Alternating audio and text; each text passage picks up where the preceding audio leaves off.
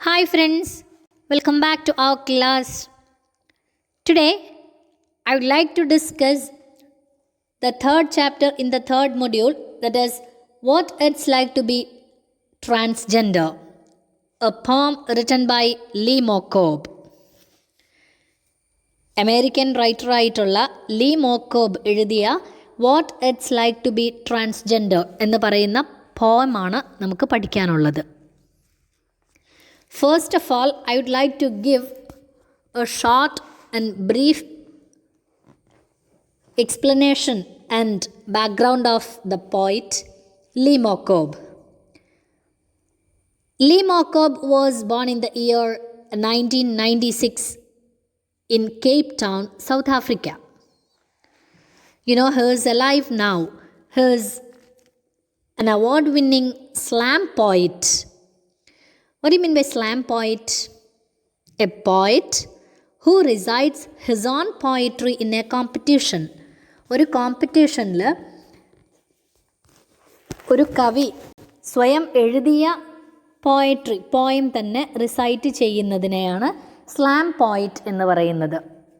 സ്വന്തമായിട്ട് എഴുതിയ കവിത മത്സരങ്ങളിലൊക്കെ റിസൈറ്റ് ചെയ്യുന്ന കവികളെയാണ് സ്ലാം പോയിറ്റ്സ് എന്ന് പറയുന്നത്. And Lee Mokob is a slam poet. He is the founder of Vocal Revolutionaries. ഒരു ലിറ്റററി ഓർഗനൈസേഷനാണ് വോക്കൽ റെവല്യൂഷണറീസ്. അതിൻ്റെ ഫൗണ്ടറാണ് ലീ മോക്കോബ്. അതിൻ്റെ ഉദ്ദേശം എന്ന് പറയുന്നത് ആർട്ടിലൂടെ, കലയിലൂടെ സൗത്ത് ആഫ്രിക്കയിലുള്ള യൂത്തിനെ ശക്തിപ്പെടുത്തുക, എംപവർ ചെയ്യുക എന്നുള്ളതാണ്. In the year 2015, Mokob came out as a transgender male. 2015 ഒരു ട്രാൻസ്ജെൻഡർ മെയിലായിട്ട് അദ്ദേഹം ലോകത്തിന് മുന്നിൽ പ്രത്യക്ഷപ്പെട്ടു. Now he works as a teaching artist across the USA. അമേരിക്കയിലുടനീളം ടീച്ചിങ് ആർട്ടിസ്റ്റായിട്ട് വർക്ക് ചെയ്യുവാണ് അദ്ദേഹം ഇപ്പോൾ. He has written several plays and made a few short films. Besides, he is a political activist who criticizes the lack of freedom of expression in South Africa. South ആഫ്രിക്കയിൽ ഉള്ള ഗവൺമെൻറ്റിനെ അങ്ങേയറ്റം criticise ചെയ്യുന്ന ഒരു പോയിറ്റാണ് Lee മോക്കോബ്. അവിടെ freedom of expression, വ്യക്തി സ്വാതന്ത്ര്യം, നമ്മുടെ അഭിപ്രായ സ്വാതന്ത്ര്യത്തിനൊക്കെയുള്ള അവസരങ്ങൾ വളരെ കുറവാണ് എന്ന് പറഞ്ഞുകൊണ്ട് സൗത്ത് ആഫ്രിക്കയിലെ ഗവൺമെൻറ്റിനെ ക്രിട്ടിസൈസ് ചെയ്യുന്ന ഒരു പോയിറ്റാണ് അദ്ദേഹം. മാത്രമല്ല, US പ്രസിഡൻ്റായിരുന്ന ഡൊണാൾഡ് ട്രംപിൻ്റെ എക്സ്ട്രീം റൈറ്റ് വിങ് പൊളിറ്റിക്സിനെതിരായിട്ട് ക്രിട്ടിസൈസ് ചെയ്തിട്ടുള്ള പോയിറ്റാണ് Lee മോക്കോബ്. Okay,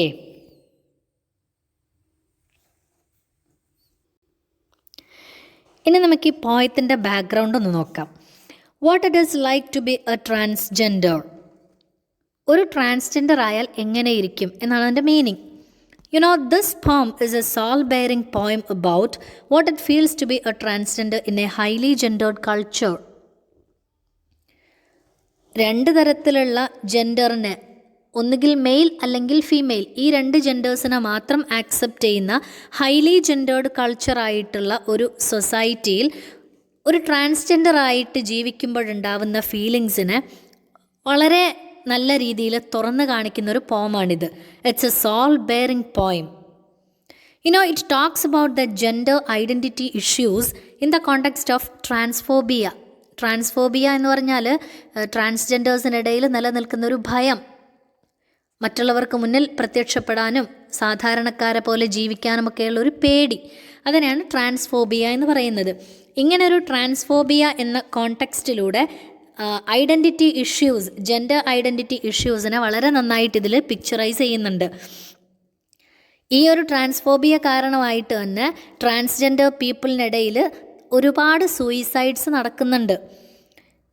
the poet Lee Mokob describes how he came out as a transgender. എൻ്റെ ബോഡിയുടെ അനാട്ടമി വളരെ മിസ്റ്ററി നിറഞ്ഞതാണ്. I was the mystery of an anatomy, a question asked but not answered. നിങ്ങൾക്ക് എന്നോട് question ചോദിക്കാം, പക്ഷേ ഉത്തരം ഉണ്ടാവണമെന്നില്ല. ഞാൻ പലപ്പോഴും ടൈറ്റ് റോപ്പിങ്ങിൽ പല സമയങ്ങളിലും ടൈറ്റ് റോപ്പിൻ്റെ മേലെ കളിക്കുന്ന ഒരു ഞാണിന്മേൽ കളി കളിക്കുക എന്നൊക്കെ പറയാറില്ലേ, അങ്ങനെ കളിക്കുന്ന ഒരു അഭ്യാസിയെപ്പോലെ ബോയ് ആയിട്ടും അതേപോലെ വളരെ പേടിയുള്ള ഗേളായിട്ടും എൻ്റെ ജീവിതം നടന്നിട്ടുണ്ട്. എനിക്ക് 12 ഇയേഴ്സ് ആയപ്പോഴാണ് ഇങ്ങനെ ബോയ് ആയിട്ടുള്ള എൻ്റെ ലൈഫ് അത്ര ശരിയല്ല എന്നെനിക്ക് തോന്നിയത്. അങ്ങനെയാണ് ഞാൻ ഈ ഒരു സിറ്റുവേഷനിലേക്ക് വന്നത് എന്നൊക്കെ അദ്ദേഹം വളരെ നന്നായിട്ട് ഈ പോയത്തിൽ ഡിസ്ക്രൈബ് ചെയ്ത് പറയുന്നുണ്ട്. The poem is a thoughtful description on bodies and meanings poured into them. ബോഡീസിൻ്റെ തോട്ട്ഫുൾ ഡിസ്ക്രിപ്ഷനെ കുറിച്ചും അതിന് നമ്മുടെ സൊസൈറ്റി കൊടുക്കുന്ന മീനിങ്സിനെ കുറിച്ചുമെല്ലാം ഈ പോയത്തിൽ ഡിസ്ക്രിപ്ഷൻ ഉണ്ട്. It captures the identity crisis imposed on the transgender people by mainstream society.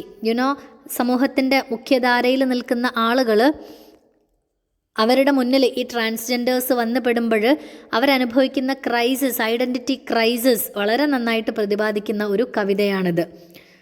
Towards the end of the gripping exploration of the identity and transition, the poet turns into a pessimistic mood as he recognizes his non-acceptance in a world where religions preach universal love.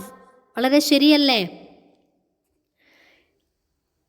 ഒരുപാട് ചേഞ്ചസിനെ കുറിച്ച്, അതിനെക്കുറിച്ചുള്ള തോട്ട്സിനെ കുറിച്ചൊക്കെ അദ്ദേഹം പറയുന്നുണ്ട്. എല്ലാത്തിൻ്റെയും അവസാനം വല്ലാത്ത ഡെസ്പറേഷനിലേക്കാണ് അദ്ദേഹം പോകുന്നത്. എല്ലാ റിലീജിയൻസും യൂണിവേഴ്സൽ ലവാണ് പ്രീച്ച് ചെയ്യുന്നത്, എല്ലാവരെയും സ്നേഹിക്കണം എന്നാണ് പഠിപ്പിക്കുന്നതെങ്കിലും ആരും ട്രാൻസ്ജെൻഡേഴ്സിനെ സ്നേഹിക്കുന്നില്ല എന്നുള്ള ഒരു അനാലിസിസ് ആണ് ഇവിടെ പോയിന്റ് നമുക്ക് അവസാനമായിട്ട് തരുന്നത്. ആ ഒരു ചിന്ത കൊണ്ട് തന്നെ വല്ലാതെ ഡെസ്പെയർ ആയിട്ട് മാറുന്ന കവിയെയാണ് നമുക്കിവിടെ കാണാൻ പറ്റുന്നത്. And this is A short background history of this പോം. And now let me move into the poem. 2 sessions ആയിട്ടാണ് നമ്മൾ ഈ പോം ഡിസ്കസ് ചെയ്യുന്നത്. ഈ സെഷനിൽ ഫസ്റ്റ് 3 സ്റ്റാൻസാസ് ആണ് ഇവിടെ ഡിസ്കസ് ചെയ്യുന്നത്. ഫസ്റ്റ് സ്റ്റാൻസ ഞാനൊന്ന് റിസൈറ്റ് ചെയ്യാം. The first time I uttered a prayer was in a glass-stained cathedral. I was kneeling long after the congregation was on its feet, dipped both hands into holy water, traced the Trinity across my chest, my tiny body drooping like a question mark. All over the wooden pew, I asked Jesus to fix me. And when he did not answer, I befriended silence in the hopes that my sin would burn, and slave my mouth would dissolve like sugar on tongue, but shame lingered as an aftertaste. And in an attempt to reintroduce my sanctity, my mother told me of the miracle I was. Said I could grow up to be anything I want. I decided to be a boy. It was cute. I had snapback, toothless grin, used skinned knees as street cred, played hide and seek with what was left of my girl. I was it. This is the first stanza of this poem. ഈ first സ്റ്റാൻസയിൽ ഇദ്ദേഹത്തിൻ്റെ Lee മോക്കോബിൻ്റെ life, സൊസൈറ്റിയിൽ ആരും അംഗീകരിക്കാതെ കിടന്നിരുന്ന ആ ലൈഫിനെ മറ്റുള്ള ആളുകൾ അംഗീകരിക്കുന്ന തരത്തിലേക്ക് മാറിക്കിട്ടാൻ വേണ്ടി പ്രാർത്ഥന നടത്തിയതിനെ കുറിച്ചാണ് പറയുന്നത്. The first time I said a prayer was in the glass stained cathedral. അദ്ദേഹം പറയാണ്, ഫസ്റ്റ് ടൈം ഞാൻ പ്രാർത്ഥിച്ചത് എവിടെ നിന്നാണ്? ഗ്ലാസ്സിലൊക്കെ ചിത്രം വരച്ചു വെച്ചിട്ടുള്ള ഒരു കത്തീഡ്രലിൽ, ഒരു ചേർച്ചിൽ വെച്ചിട്ടാണ് ഞാൻ പ്രാർത്ഥിച്ചിരുന്നത്. I knelt long after the congregation had left. അവിടെ പ്രാർത്ഥിക്കാനായിട്ട് വന്നിരുന്ന ആളുകളൊക്കെ തിരിച്ചു പോയതിന് ശേഷവും ഞാൻ അവിടെ തന്നെ നിന്നു, ഞാൻ പ്രാർത്ഥിച്ചുകൊണ്ടേ ഇരിക്കുകയായിരുന്നു. I dipped both hands into holy water and made the sign of the cross on my chest. My tiny body was bending like a question mark and I was kneeling on the pew. എല്ലാവരും പോയതിന് ശേഷം ഞാൻ എൻ്റെ 2 കൈകളും അവിടെ ഉണ്ടായിരുന്ന holy വാട്ടറിൽ dip ചെയ്തു. എൻ്റെ ചെസ്റ്റിൽ sign of the cross fix ചെയ്തു. പ്യൂവിൽ മുട്ടുകുത്തി നിന്നപ്പോൾ എൻ്റെ ചെറിയ ബോഡി ഒരു ക്വസ്റ്റ്യൻ മാർക്കിനെ പോലെ തോന്നിക്കുക ഉണ്ടായിരുന്നത്. എൻ്റെ മനസ്സിലെ ചിന്തകൾ എൻ്റെ ശരീരത്തിലൂടെ പുറത്തു വരുന്നത് പോലെ ഒരു ക്വസ്റ്റ്യൻ മാർക്കിൻ്റെ രൂപത്തിലാണ് എൻ്റെ ബോഡി എനിക്ക് ഫീൽ ചെയ്തത്. I asked Jesus to fix me. ആദ്യം ഞാൻ ചോദിച്ചത് ടു ഫിക്സ് മീ, ജീസസിൻ്റെ അടുത്ത് ഞാൻ ചോദിച്ചത് എന്നെ ഒന്ന് ഫിക്സ് ചെയ്യാമോ, ഏതെങ്കിലും ഒരു ജെൻഡറിൽ എന്നെ ഒന്ന് ഫിക്സ് ചെയ്യാമോ എന്നാ ചോദിച്ചത്. But he didn't answer. I didn't get any answer from Jesus. Then I became silent in the hope that my sin would burn and dissolve like sugar on tongue and comfort my mouth. ഉത്തരമൊന്നും കിട്ടാതായപ്പോൾ ഞാൻ വളരെ നിശബ്ദനായി. എന്നിട്ടോ അപ്പോൾ എൻ്റെ മനസ്സിലൊരു പ്രതീക്ഷ ഉണ്ടായിരുന്നു. എന്താ എനിക്കുണ്ടായിരുന്ന hope? നാവിൽ വെച്ച ഷുഗർ ഡിസോൾവായിട്ട് അലിഞ്ഞില്ലാതെയായി എൻ്റെ മൗത്ത് കംഫേർട്ടായി ക്ലീൻ ആവുന്നത് പോലെ എൻ്റെ സിൻസൊക്കെ, എൻ്റെ പാപങ്ങളൊക്കെ ബേണായിട്ട് പോകും എൻ്റെ ഈ പ്രാർത്ഥന കാരണമായിട്ട് എന്നുള്ളൊരു പ്രതീക്ഷ എൻ്റെ മനസ്സിലുണ്ടായിരുന്നു. പക്ഷേ my shame continued to be with me.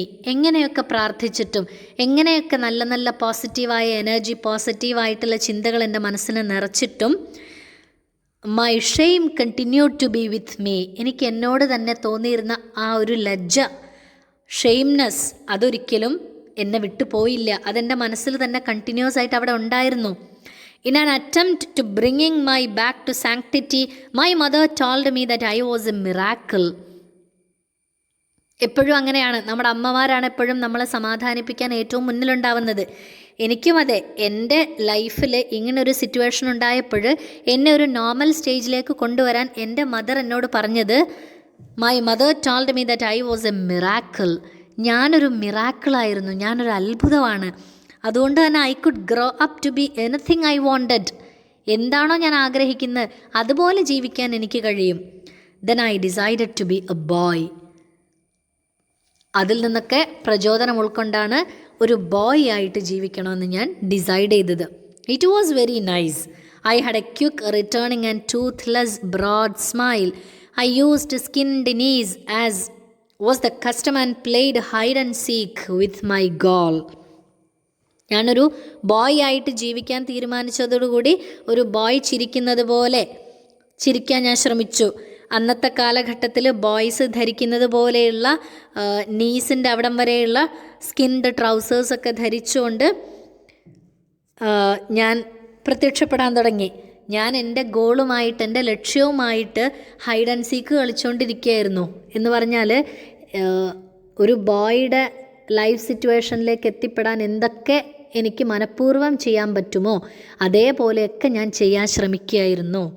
അദ്ദേഹം സമൂഹത്തിൽ അംഗീകരിക്കപ്പെടാതെ നിന്നിരുന്ന ആ ഒരു വേദനയിൽ നിന്നും അംഗീകരിക്കപ്പെടുന്ന ഒരു സിറ്റുവേഷനിലേക്ക് എത്തിപ്പെടാൻ വേണ്ടി ആദ്യമായിട്ട് ചെയ്തത് പ്രാർത്ഥനയാണ് എന്ന് പറഞ്ഞുകൊണ്ടാണ് ഈ ഒരു സ്റ്റാൻസ അദ്ദേഹം അവസാനിപ്പിക്കുന്നത്. Right. Now let me read the second stanza of this poem. The winner to a game the other kids couldn't play. I was the mystery of an anatomy, a question asked but not answered. Tight-roping between awkward boy and apologetic girl. And when I turned 12, the boy face wasn't deemed cute anymore. It was met with nostalgic aunts who missed seeing my knees in the shadow of skirts, who reminded me that my kind of attitude would never bring a husband home, that I exist for heterosexual marriage and childbearing, and I swallowed their insults along with their slurs. Naturally, I didn't come out of the closet. The kids at my school opened it without my permission, called me by a name I didn't recognize, said lesbian. But I was more boy than girl, more Ken than Barbie. This is the second stanza. ഈ സ്റ്റാൻസയിൽ എന്താ പറയുന്നത് നോക്കിക്കേ. I was the winner of a game which other kids couldn't play. I was a mystery of an anatomy because I was neither fully boy nor a girl. മറ്റുള്ള കുട്ടികൾക്കൊന്നും കളിക്കാൻ പറ്റാതിരുന്ന ഗെയിംസിലൊക്കെ ഞാനായിരുന്നു winner. എൻ്റെ ബോഡിയുടെ അനാട്ടമി വളരെ മിസ്റ്ററി നിറഞ്ഞതായിരുന്നു, വളരെ നിഗൂഢത നിറഞ്ഞതായിരുന്നു. കാരണം എന്താ? Because I was neither fully A boy nor A girl. ഞാൻ ഫുള്ളി ഒരു ബോയുമായിരുന്നില്ല, ഫുള്ളി ഒരു ഗേളുമായിരുന്നില്ല. രണ്ടിൻ്റെയും ഇടയിൽ ബാലൻസ് ചെയ്ത് പോകുന്നൊരു ലൈഫായിരുന്നു എൻ്റെ. We can ask why it is so, but there is no answer. നമ്മൾ ചിലപ്പോൾ ചോദിച്ചേക്കാം എന്തുകൊണ്ടാണ് അങ്ങനെ, but you know there is no answer. I worked balancing between an awkward boy and a sorry girl. ഇങ്ങനെ awkward boy and a sorry girl, ഈ രണ്ട് ഫേസിൻ്റെയും ഇടയിലൂടെ balance ചെയ്തുകൊണ്ട് പോകുമായിരുന്നു.